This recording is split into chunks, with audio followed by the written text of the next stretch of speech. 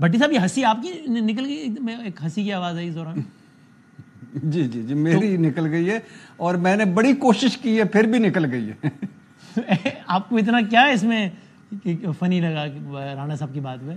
دو چیزیں. اچھا دو چیزیں. ایک تو آپ ایک تو آپ جو مجھے مدینہ میں نہیں ملے وہ، اور آج مجھے بڑا میرا محبت بھرا تعارف کرا رہے تھے، تو میں لوگوں کو بتانا چاہتا ہوں کہ اصل میں آپ کیا ہو، لیکن وہ چلو پھر صحیح. یہ کہانی دوسرا رانا صاحب میرے بھائی ہیں. یعنی سم ٹائم ایسا ہوتا ہے کہ ہم شاید سمجھتے ہیں کہ یہ جو لوگ آگے ٹی وی کے بیٹھے ہیں بڑے بے وقوف لوگ ہیں، ان کو کچھ سمجھ نہیں، یہ جو روٹی کو چوچی کہتے ہیں، اور ان کو تو بالکل کوئی ذہن و گمان میں بھی نہیں. یعنی رانا صاحب کتنی سنجیدگی سے ماشاءاللہ. یار اب یہ الزام تو نہ لگائیں نا، آپ ان کی نیت پہ شک نہ کریں، ان کی تجزیے سے اختلاف کریں. آپ کہہ رہے ہیں کہ نہیں وہ سب کو بیوقوف سمجھتے ہیں اس لیے ایسی بات کر رہے ہیں، یہ تو نیت پہ شک. حد ہوگی. میں نے کب ان کا نام لیا؟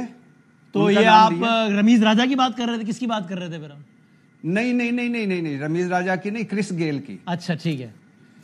ہاں تو میں کہہ رہا ہوں کہ ہم لوگ میں اپنے پہ بات کر لیتا ہوں اگر آپ کو نیت کی بات سے نیت کی بات لگتی. میں کہہ رہا ہوں کہ ہم لوگ یہ سمجھتے ہیں کہ یہ جو لفظوں کا ہیر پھیر ہے، اس میں شاید کوئی پتہ نہیں ہم کوئی ایسی بات کر جائیں گے کہ لوگ اعتبار کریں گے. بات یہ ہے بھائی کہ آپ کر رہے ہیں مذاکرات کون کر رہا ہے؟ پاکستان تحریک انصاف، ملک کی سب سے بڑی جماعت جس کا مینڈیٹ چوری کر کے یہ حکومت بیٹھی ہے اور جس کی مخصوص نشستیں چھین کر یہ حکومت بیٹھی ہے، جس کے ووٹوں پر یہ حکومت بیٹھی ہے. یعنی نواز شریف صاحب سے خواجہ آصف صاحب سے شہباز شریف صاحب اور مریم نواز صاحبہ تک. اور بات کس کی کر رہے ہیں؟ مسلم لیگ، اور ایک طرف ہے پیپلز پارٹی اور مسلم لیگ، دوسری طرف پاکستان تحریک انصاف، اور آپ کر رہے ہیں مذاکرات. صحیح ہے. اور آپ مذاکرات کر رہے ہیں اور آپ کیا دے رہے ہیں کہ یعنی اب ہم نے کوئی جیل میں محفل لگانی ہے. یعنی انہوں نے کہا ہے کہ یار ایک مجلس لگا دو عربیوں والی اور ہم وہاں بیٹھ کے مندی کھائیں گے، اور اس کے بعد ہلکا سا موسیقی بھی ہونی چاہیے کیونکہ عمران خان صاحب کافی عرصے سے جیل میں موسیقی نہیں سن پائے. یہیں رک جائے گا. کیا انہوں نے کوئی ایسی ڈیمانڈ کی ہے؟ اچھا 5 رکنی کمیٹی ہے اور آپ نے ملک کے لیے بڑھ رہے ہیں آگے، یہ نفرت اور تقسیم ختم کرنی. تو آپ کے خیال میں کیوں نہیں ملوا رہے؟ آپ کی رائے کیا ہے؟ یہ ملوانا نہیں چاہ رہے ہیں یا یہ خود بھی مجبور ہیں؟ آج میرے دوست کامران شاہد اور آپ کے بھی دوست، انہوں نے بڑا خوبصورت تبصرہ کیا میں پروگرام میں. انہوں نے کہا کہ الحمدللہ بے اختیار یہ چائے کا کپ بھی نہیں منگوا سکتی یہ حکومت، بے اختیار، پلے ہی کچھ نہیں. یعنی یہ چاہ رہے ہیں لیکن ان کے بس میں نہیں ہے.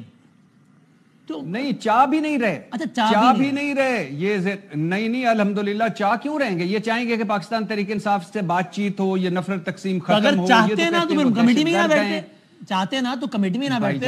10 باتوں کو وجہ بنا کے کمیٹی میں نہ بیٹھتے کہ دیکھو اس نے سول نافرمانی شروع کر دی ہے، دیکھو ان کی لینگویج دیکھو، ہم نہیں بیٹھ رہے ساتھ. بہت بہانے تھے بھائی جان. پہلی بات تو یہ ہے کہ اب پہلی بات ختم ہونے، ایک تو یہ چاہتے نہیں ہیں، دوسرا یہ اگر چاہتے بھی ہیں تو یہ کر نہیں پا رہے، تیسرا یہ کیوں چاہتے ہیں؟ یہ چاہتے ہیں جو دباؤ پڑ رہا ہے، جو باہر کا دباؤ ہے، جو اندر کا دباؤ ہے. ظاہر ہے اب آپ کیا کریں گے اس کے بارے میں بات چیت کے لیے کیا اور اس کے علاوہ آپشن کیا ہے؟ تو میری بات، میں ہمیشہ سے اس بات کا قائل ہوں کہ مذاکرات سے حل نکلے گا، بات چیت سے حل نکلے گا، صاف نیت سے حل نکلے گا، خلوص نیت سے حل نکلے گا. اور یہ اس وقت کچھ بھی نہیں ہو رہا. یعنی آپ 5 لوگوں کو عمران خان سے نہیں ملوا پاتے. کیا نواز شریف صاحب جب جیل میں تھے تو کیا محفلیں نہیں لگتی تھیں؟ 50 بندے ان کے ساتھ بیٹھے ہوتے تھے.